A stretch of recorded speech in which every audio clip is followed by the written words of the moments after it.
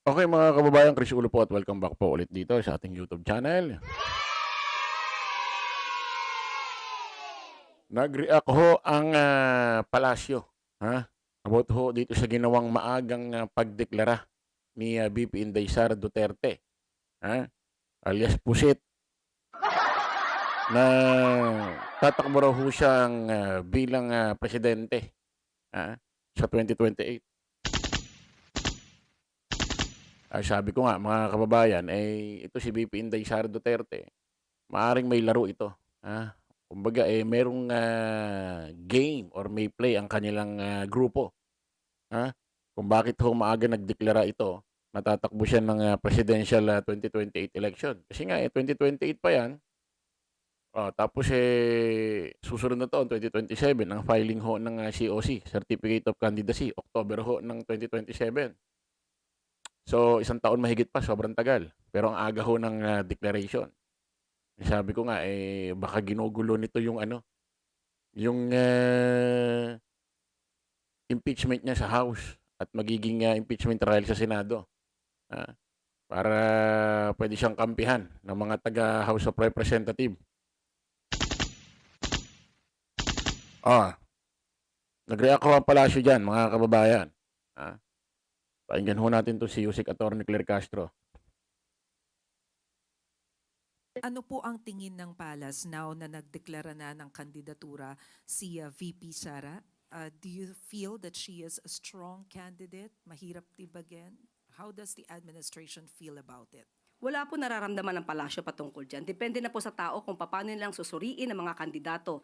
Isipin po nila ang kandidato at magiging leader ay dapat na makabayan. Dapat interes ng bayan ang sinusulong.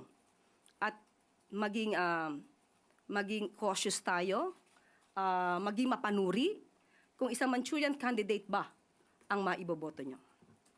Ano po ang tingin ng Palas now na Ayan ho mga kababayan, 'yan lang ho ang reaksyon ng palasyo according kay Yusek Attorney Claire Castro, ay, nasa taong bayan na, ah. Kung, gusto niyo ba ng tanga nasa taong bayan na kung papaano sila sumuri ng isang kandidato or tatakbo sa 2028 election. Papapresidente man 'yan, vice, senador, congressman, nasa taong bayan na 'yan, ah. Kumbaga, tayo ho ang mga nagluluklok sa mga 'yan. Sabi ko nga hindi ho pampresidente ito si VP Inday Sara Duterte. Ha? Se-set aside ko yung pro Marcos, anti-Duterte, yung talagang gitna. Titignan ko, i-evaluate ko si VP Inday Sara Duterte. The way ng pananalita, explanation, paano magbigay ng issue, opinion sa issue, paano humarap sa press, wala. Character, wala. Hindi ho pampresidente ito, sorry po. Hmm? Hindi ho pampresidente ito. At nagbigay din ho ng reaction, ha, etong, palasyo, ha.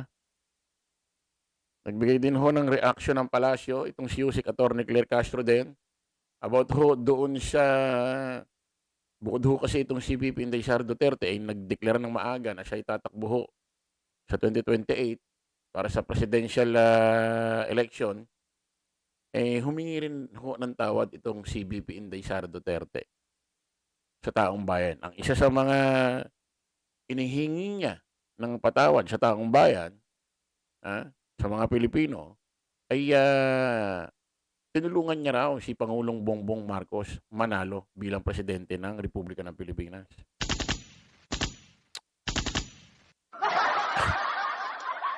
Pakinggan natin mga kababayan.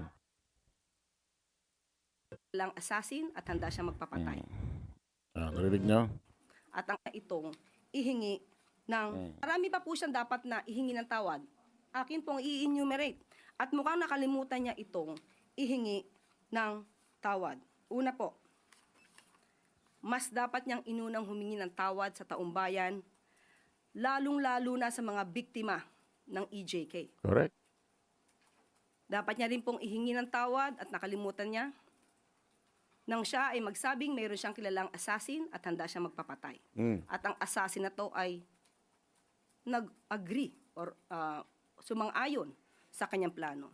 Dapat ihingi niya rin ng tawad ang mga fake news na ibinandera niya sa taong bayan. Mm. Ipaghingi rin niya po ng tawad ang mga pagbabakasyon, personal trip,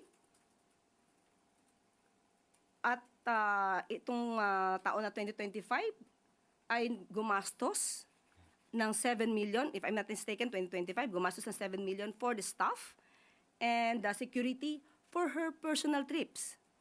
Dapat po rin niyang ihingi ng tawad nang tinanggap niya ang pagiging sekretary ng DepEd kahit inamin niya na wala siyang kaalam-alam sa pagiging sekretary ng DepEd. At pati ang matatag curriculum ay hindi niya na-review dahil inamin niyang wala siyang alam. Malaking kasalanan po yan sa taong bayan. At dapat din po niyang ihingi ng tawad ang puro paninira. Instead na siya ay magtrabaho at tumulong sa gobyerno. Matatandaan niyo siguro nung sinabi niyang siya ay may alam di umano na mapababa ang presyo ng bigas. Pero hindi niya gagawin dahil wala siyang balak tulungan ang Pangulo. Mm. Yan po ay isang kasalanan sa bayan na dapat niyang ihingi ng tawad. Ihingi niya na rin po ng tawad yung mga fake na student vouchers na ngayon ay sabi ng DepEd ay umaabot na sa halagang 200 million pesos. Nako. Ihingi niya na rin po ng tawad ang mga panis at nabubulok na pagkain Yun. na i-deliver sa mga mag-aaral natin. Pati po yung mga missing school materials na hindi na-deliver sa mga estudyante. Ilan lamang po yan sa dapat niyang ihingi ng tawad sa bayan. Totoo yan. Pati yung 1.5 milyong piraso ng laptop, ha? Na hindi niya pinaalam, hindi siya naging transparent. Ha? Ang nagbulgar lang si Senador Angara, yung secretary, kalihim ho ng DepEd. Isipin mo, 1.5 milyong piraso ng laptop, anong gagawin niyo dun? Ha? Ano, hinahanapan niyo ng... Anong gagawin niyo dun? Isipin mo, 2 taon ka naupo dun sa DepEd. May hindi mo man lang binroadcast, pinamalita na mayroong laptop na 1.5 milyong piraso. Take note, 1.5 milyong piraso. Kung yung binigay sa mga estudyante, di na pakinabangan. Di ba? Bakit nyo nililihim? So, marami hong dapat ihingi ho ito si VP Inday Sara Duterte. Yung inaano niya kay PBBM, ano yan parang pan-showbiz. Mayroong nanalo si Pangulong Bongbong dahil sa kanya. Mahal daw ang mga bilihin. Dati nang mahal ang mga bilihin. Di pa tayo buhay. Mahal na bilihin. Ang dami. Ang daming nangyari sa administrasyon Duterte na dapat ihingi niya ng tawad. Na sa Duterte administration lang nangyari. Yung AJK, Pogo, hinayaan yung China magtayo ng istruktura 2016 to 2022. Ang dami. So, yung sa'yo, mema lang. May masabi lang kahit wala namang kakwenta-kwenta, okay na sa kanya. Nakakapagtaka nga, ito ba yung gusto nyo gawing presidente? Tagalog napakaliit lang ng press con niya. Wala pang 10 minutes. Tagalog lang yung sasabihin niya. May kodi ko pa.